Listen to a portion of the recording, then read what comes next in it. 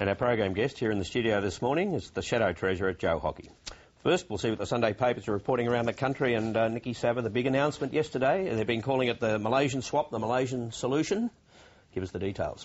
Well, even more important than the budget, I think, Barry, is this deal with Malaysia, whereby Australia will repatriate 800 asylum seekers to Malaysia in return for 4,000 refugees at a cost of around $300 million.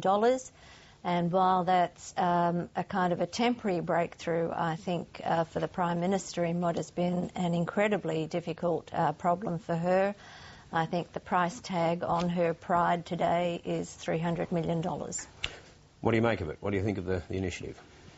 It looks patched up, like everything they've done on this topic since the Oceanic Viking sailed into view.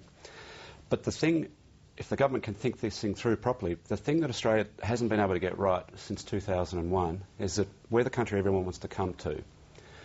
In the region, there are a lot of ports that boats are setting off from. Most of our neighbours are not interested in stopping those boats. This may be the start of a much more pragmatic policy that says to the region, we'll empty your camps in exchange for you stopping the boats. Once the boats come back again, we'll stop emptying your camps. I can see this thing as a pragmatic solution in the long run, but the politics of this thing has been appalling from the government from the moment of the Oceanic Viking, and they've still got difficulty explaining what it is they want to achieve. Brian, though, the whole idea is a disincentive thing, right, to discourage people from making the trip. And if this means that 800, anyway, at least 800 selectively chosen through whatever period of time, know that they will not end up in Australia, that they'll end up at the back of a queue in Malaysia.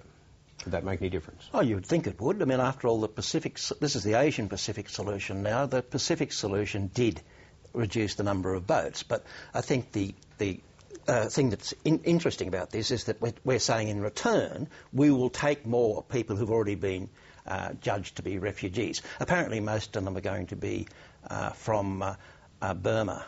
So this is 4,000 people over 4 years, so it's about 1,000 people a year. That's a fairly modest number, isn't it, in the whole scheme of things? Well, the opposition has said, as I understand it, that they'd take an extra 1,500 if the boats were stopped, and quite a lot of people seem to believe we could take a lot more than that without